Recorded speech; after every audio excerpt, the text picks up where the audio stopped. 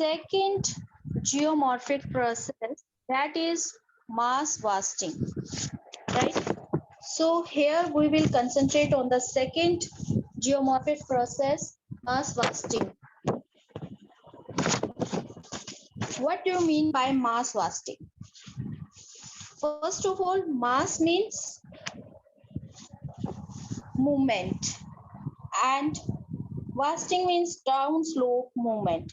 So mass wasting is also known as mass movement and downslope movement, right? Mass means huge piece, and movement means when it moves. So when the pieces moved, that is called mass wasting, right? So these movements transfer the mass of rock debris down the slopes under the direct influence of gravity. As we already discussed that the force behind the mass wasting is gravity. Due to the gravity, the mass or the rocks or the debris, they slope down towards the down of the hills.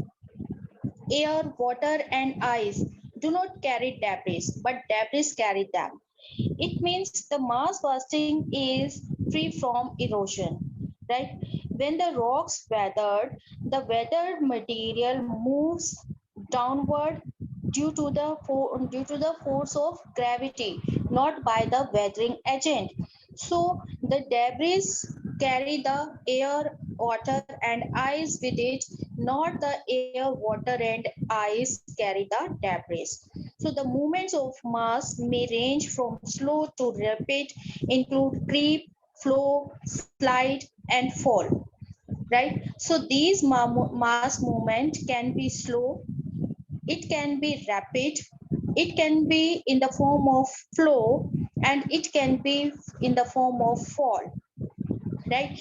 Creep means when the material is slipping down, right? When the material is slipping down along the slope.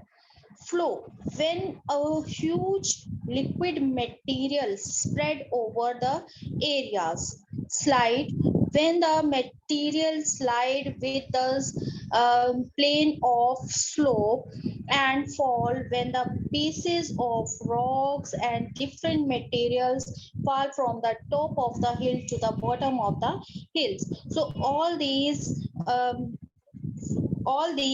include slow to rapid movement. Now come to the types of mass movement. Types of mass movement. Mass movements are added by gravity and no geomorphic agent like running water, glaciers, wind, waves, and currents participate in the process of mass movement. As I told you that it is free from the erosion work. There is no place of erosion work. Erosion work can be there, but mass wasting is not depend upon the weathering agent. But although the weathering agent is also influenced by the mass wasting. Mass movements are active over weathered slopes than unweathered slopes. When the material, when the rocks are weathered, the mass wasting will be more rather than the unweathered materials. Third is mass movements are added by gravity, not any erosional agent. As I had already described this point, mass movements do not come under erosion, though there is shift of material. No doubt there is a shifting of material. Material is sloping down from the top to the bottom, but it is not under the influence of erosional agent. It is only due to the gravitational force.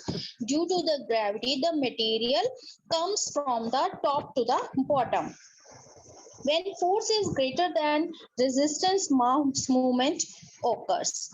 When this gravitational force is greater than the resistance of mass, then the mass movement will be more, because the power of mass to be resist in a particular place, if it is less than the gravitational force, the pieces will begin to move.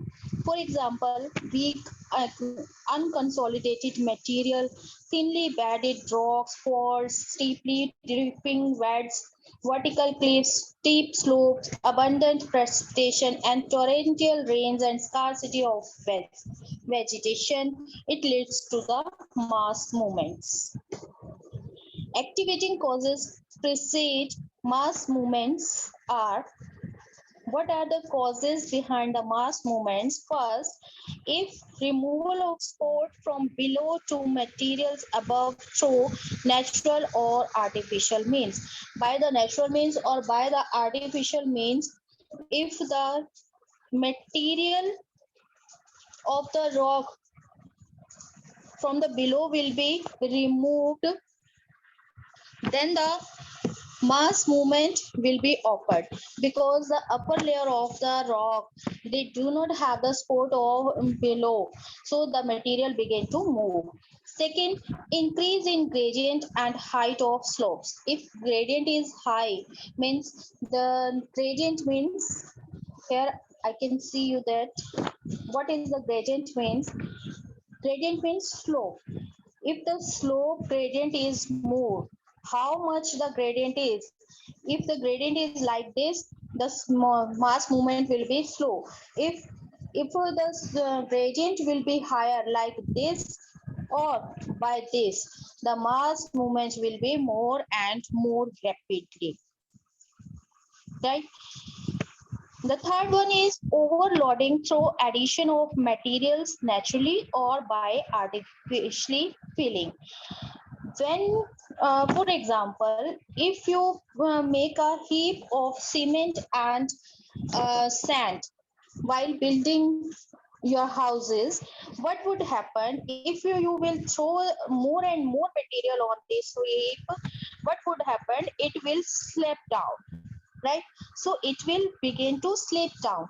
that that also occurs in the hilly region. If the material is added to the exist material, what would happen? The overload material will be slipped down. Number four, overloading due to heavy rainfall, saturation, and lubrication of slope materials. If any rainfall area where the rainfall occurs very heavily, what would happen? It will saturate the material. It will saturate the soil. When the soil will be saturated, it will be begin to slip down.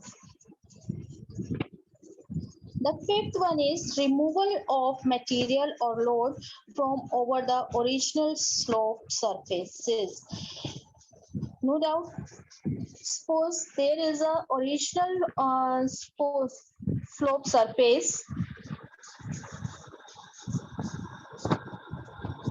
Suppose there is a original slope surface, right?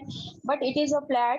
We are talking about the slope surface, original slope surface. When the material will remove or load from over the original surface, it will begin to slope down due to the occurrence of earthquakes, explosions, and due to the use of machinery. The material, unconsolidated material, will begin to move. Number seven, excessive natural seepage. If there is a excessive natural seepage, the mass movement will begin. The number eight, heavy draw down of water from lakes, reservoirs, and rivers. If there is a heavy flow from lakes, reservoirs, and rivers, what would be happen? It will carry the load with it, and the mass movement will begin. Indiscriminate removal of natural vegetation, the last point. Because the natural vegetation cover, suppose there is a tree on the slope, what would happen?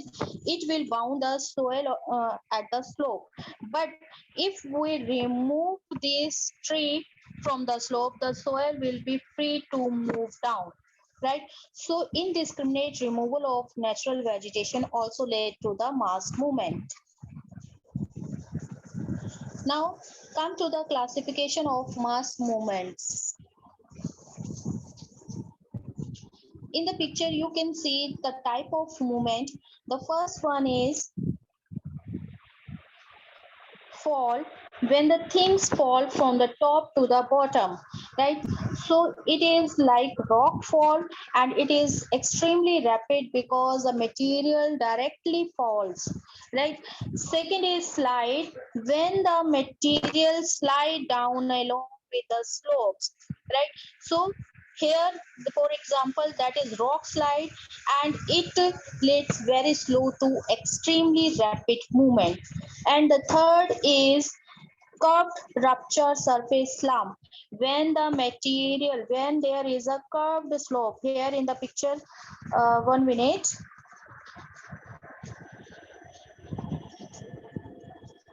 Yes, here in this picture you can see the slope is curved, and the material will roll down with this curved surface, right? So this type of movement is extremely slow to moderate, and for example that is known as rock slump. So heavy, flow and slide are the three forms of movements. The relationship is also shown in the figure as you saw. The mass movements can be grouped into three types. First is slow movement, second is rapid movements, and third is landslide. Slow movements consist when the material slipped down very slowly. Rapid movements when the material falls down very frequently, very fastly. And the landslide when the huge mass of rocks falls from the top. Now we will discuss all these three types one by one in detail. Come to the first, slow movements. Slow movements consist two types. First is creep, and second is solifluction. What is creep? Creep means slipping the material. It generally occurs on moderately steep. If the slope is steep, here is a gentle like slope, very steep slope, right? So if the material the slope is gentle, right? So what would happen, the soil covered slopes, movement of material is extremely slow. Materials may be rock debris or soil. For example, bending of telephone pole and fence pole. It means when the material, when the creep means slipping, right? Slippage of any material, right? So what would happen, the material will slip down along with a gentle slope, and it can be in the form of soil, it can be in the form of fine particles, which we say it debris means the mixed material could be called debris. What would happen due to this soil creep, where there is any tree, any pole is there on the slope, what would happen due to the force of soil creep, these telephone pole, fence tends to bend, right? In the picture you can see these bend the poles. The trees are also bended, fence are also bended due to the soil, due to the creep movement. Now, types of creep, there are four types of creep. First is soil creep, second is talus creep, third is rock creep, and the fourth one is rock glacier creep. Soil creep, when the soil begins saturated, right? So some times what would happen, there is very slow movement, downslope movement of soil and overburden of material. What would happen, the soil becomes loose after being affected by rainwater and creeps down the slope under the influence of gravity. When there is, suppose there is a very heavy rainfall, Due to the heavy rainfall, the soil will become loose and it will begin to creep down, slip down, right? That is known as soil creep. Due to the soil creeps, you can see in the pictures the trees, the poles, they tends to bend with the force of soil creeping. Correct? The second we saw rock creep. Rock creep means when the rock material, suppose there is a rock, suppose there is a rock on the on the steep slope. What would happen? The unconsolidated material of the rock will go slip down along with the gentle slope. That is known as rock creep. Rock fragments slip down. Now the third one is talus. Talus means when the rock, different type of material begin to move from the top to the bottom. At the gentle slope, what would happen? At the foot of the hill, there will be deposition of these material. The bigger material will deposit it at the bottom, over it the fine material, and over it the more fine material. So it took a triangular shape at the foot of the hills. That is called talus cone.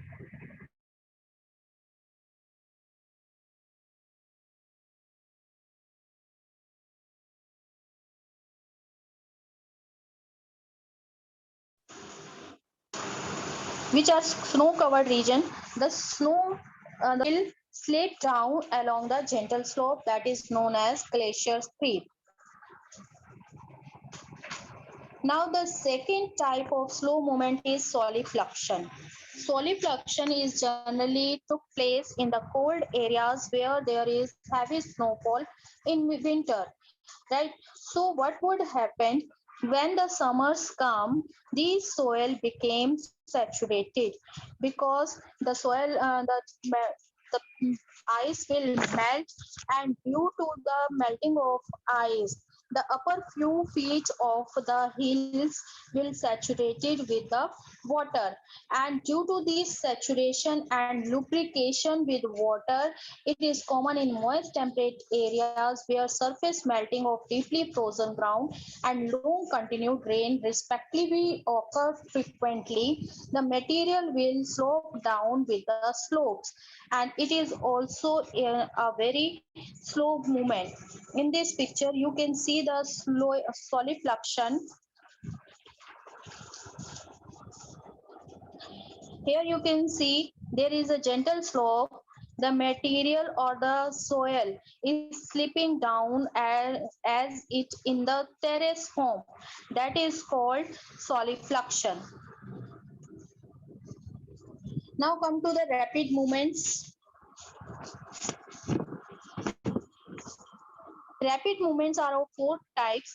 First is earth flow, second is mud flow, third is debris, avalanches, and fourth is landslide.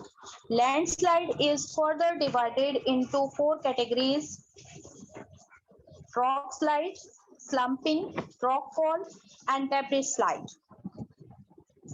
Now come to the first one, earth flow.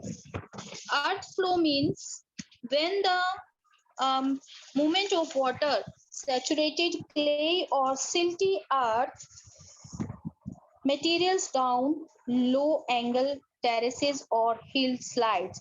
In the picture you can see the material is spreading, the material is spreading in the areas where there is a gentle slope, right? So the earth flow is means when the material is got saturated in the hilly region, and that will begin to move in the flow of earth, in the flow of material, that is called earth flow. That second is mud flow. It occurs mainly in the heavy rainfall areas. What would happen? In the absence of vegetation cover and with heavy rainfall, thick layers of weathered materials get saturated. Right? When it gets saturated, uh, it begin to move, and it can be slowly or rapidly, which depends upon the quantity of material. So it looks like a channel of mud, right? So it looks like a mud is flowing, a river of mud is flowing, that is called mud flow. Generally, it can be seen in the volcanic eruption areas. When the volcanic eruptions took place, the ash, the dust, and the other fragments mixed with the water, and it began to flow in the vast areas near the volcanic eruptions. Right, so it can be here in the picture. You can see there is a vast area which is covered with the mud flow. Now, what are the conditions for the mud flow rapid movements? First, the region must be humid. Second, the slope must be gentle to steep. If the slope is gentle, the mud flow will be slow, and if the slope is steep, the mud flow will be rapid. Third, heavy rainfall required for the mud flow, and the soil must be loose. Now come to the third one, debris avalanches. It is also found in humid regions with or without vegetation in narrow tracts of steep slopes. It is much faster than mud flow, and it is similar to snow avalanches. In this picture, you can see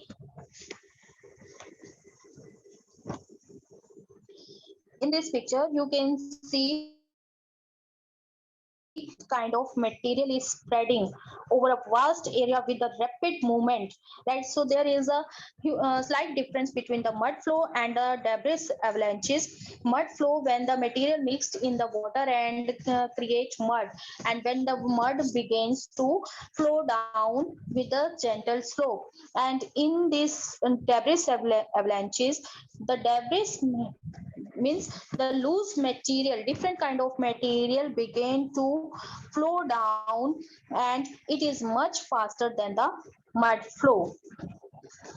Now the last is landslides.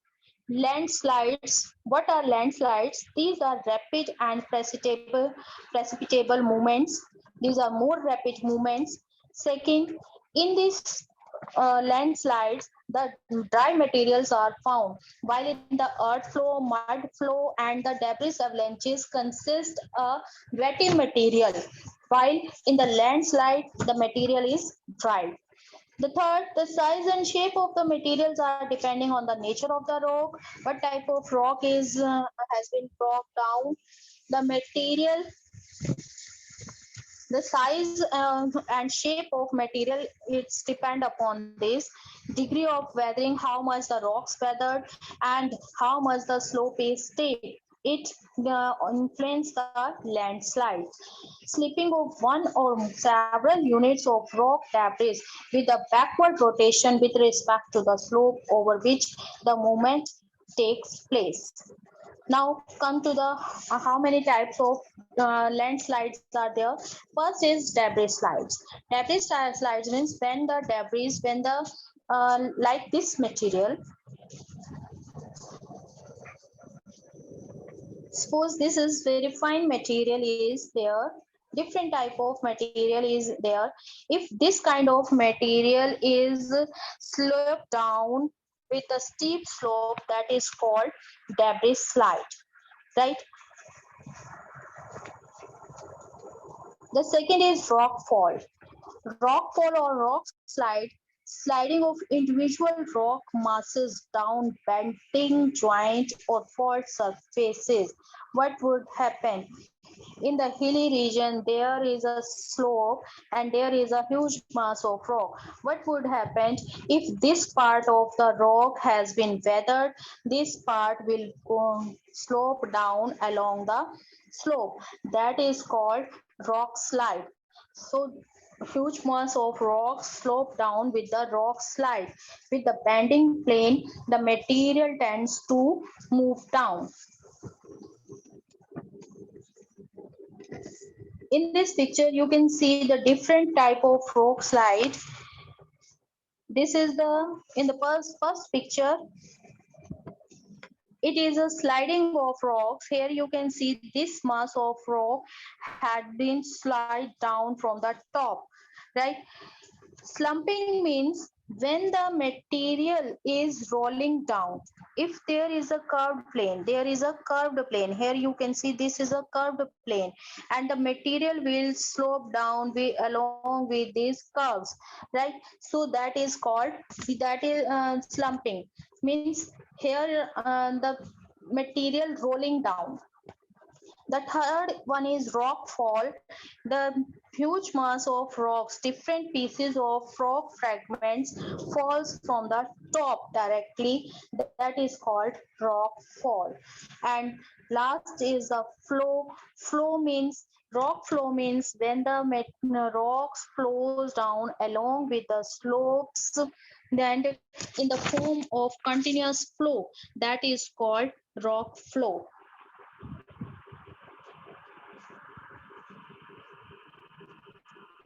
Now, what are the main reasons behind the landslides along the Himalayas? In the Himalayan region, there is frequently landslides in the different forms. There can be debris slide, there can be rock fall, there can be rock slides. Sometimes lumpings could be seen. Mostly, when the landslides occurs, what are the drawbacks? It restrict the transportation system. Due to the landslides, a huge mass of hills also fall down, and it create an obstacle at the roadside. Sometimes these rocks fragments falls into the river and restrict the river flow, which cause the flood in the neighboring areas. So what are the reasons why the landslides are frequent in the Himalayan regions? The first is active, tectonically active, because in the third, fourth chapter we discussed that there is still a movement of Himalayas. The India is still moving, and due to this movement, due to the upliftment of Himalayas, there is a zone of tectonic plates movement. And when the tectonic plate movements is there, there is an earthquake, and due to this earthquake, the base of the hills crack and the rocks fall down. Second is made of sedimentary rocks, because the Himalayas formation. In the Himalayas formation, we discussed that the Himalayas are formed by the sediments of Tethys Sea. So the hills are formed of sedimentary rocks, which are not so strong rocks. When there is any shaking, any material, any earthquake, volcanic eruptions is there, slight bursting is there, the rocks will fragment it. Due to the weathering agent, due to the weathering process, the slope eroded easily because they are sedimentary rocks. The third one is steep slopes. Totally all the Himalayan region, mostly all the Himalayan region have steep slope, and due to the steep slope, there is a gravitational force is higher than the resistance of mass movement, and the mass movement begins more and more frequently in the Himalayan region. Fourth, heavy rains in the northeastern state, like northeastern states, Meghalaya, Mizoram, Nagaland, all these consist a heavy rainfall. Due to the heavy rainfall, there is a saturation point of soil is more, and the soil and the rocks, with the influence of water, heavy rainfall, these rocks and these soils begin to move down. Fifth is unconsolidated material is found. All the Himalayan region came frequently, continuously. It is in the context of heavy rainfall and heavy temperature and in the weathering agent. So these material is frequently weathered by these factors, and this led to the unconsolidation of these material. When the material is unconsolidated, the slight force will let them to move down. That are the reasons which cause the mass movement, landslide frequently in the Himalayan region. Now we have completed mass movement. If you have any doubt regarding this topic, you can ask.